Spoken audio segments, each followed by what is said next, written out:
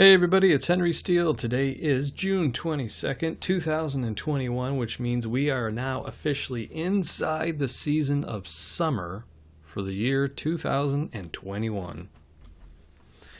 Here you see a picture of my daughter's hand holding some seashells. We went to the coast a few weeks ago. It was a nice little trip. I enjoyed it. We all enjoyed it actually, but it got me thinking about some things, looking through these pictures that I took while we were there, and I thought, you know what?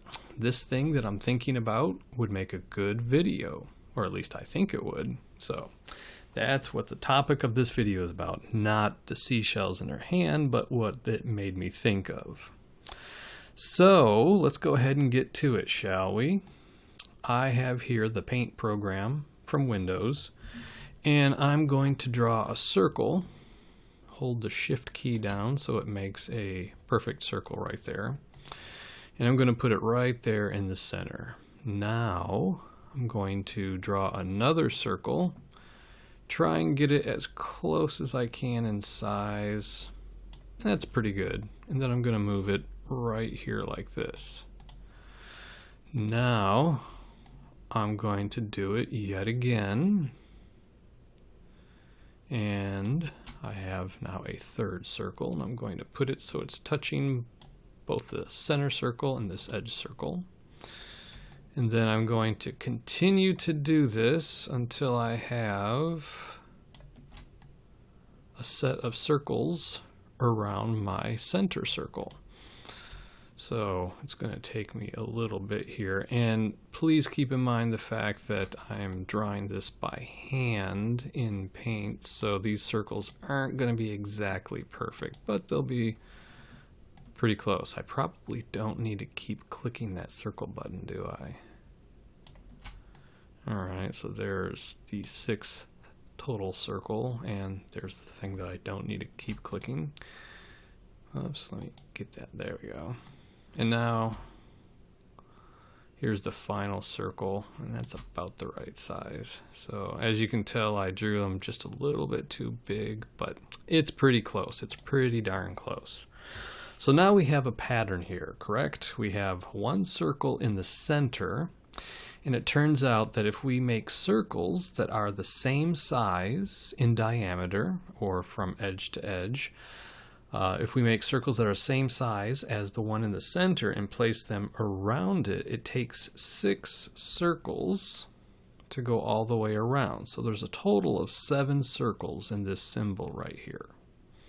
Now we're going to do a little bit of math. Let me take this, and we're going to say that the diameter of this center circle is 10 units, just to keep things nice and simple. 10 inches, centimeters, feet, doesn't matter. It's just 10 units of something. So let me bring up the calculator here. And to find the circumference of this circle, it's pretty simple, especially with a calculator.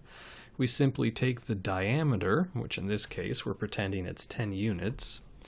We enter that in and then multiply it by the constant pi, or the ratio pi, which is 3.14159, blah, blah, blah. Keeps going. It's an irrational number, so it never, ever, ever ends. So we multiply 10, the diameter, by pi, and we get the circumference, which is 31.41½ approximately, inches, feet, meters, whatever. So our circumference is about 31.4 around versus the diameter of 10. So I'm going to put that in the memory right there. So let me move this out of the way. If we look closely, we can see that this kind of creates, these 6 circles create a larger circle around this smaller one in the middle, and we can create this circle like this. Well, just messed that up. Let's go ahead and go back here. There we go. Create a larger circle. Let me start over here. There we go. That's about right. So now I can move it. So again, hand drawing this, so it's not going to be perfect.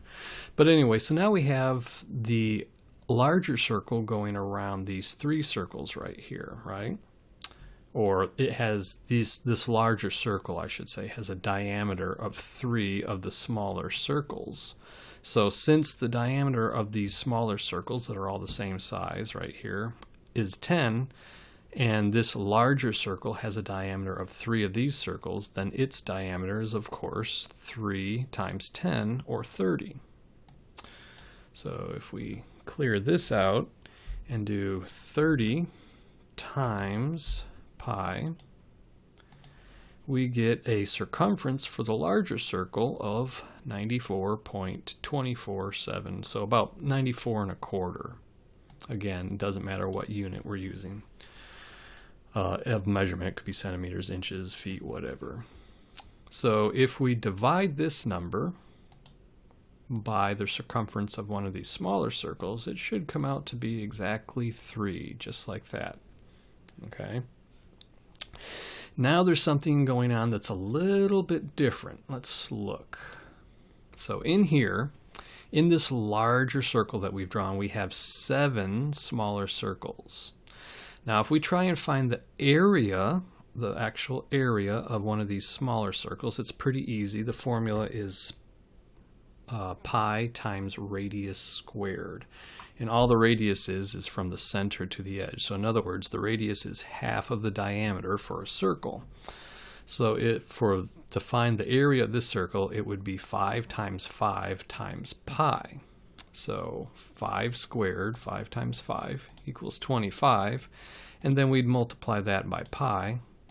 And that means the area of this particular circle would be 78.5 approximately units of measurement, whatever they are.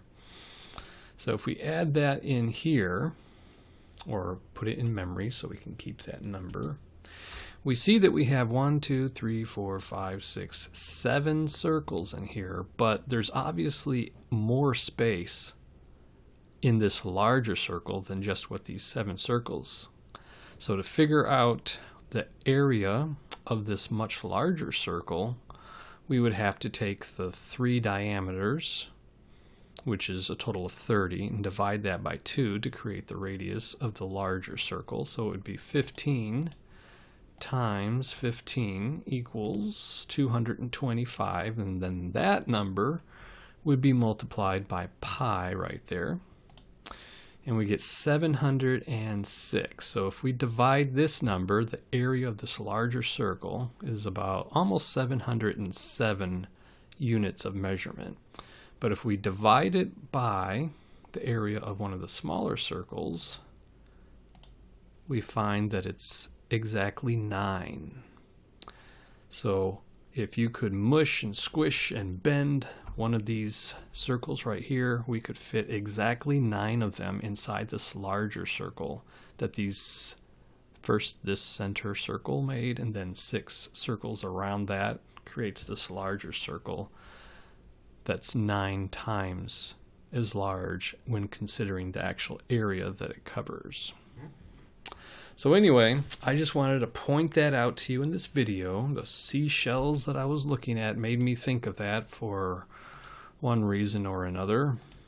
And I thought that it might be something that would be interesting for those of you who do enjoy playing around with mathematics a little bit and a little bit of geometry to think about and play with. So until next week, this is hwsteele, and I will talk to you later.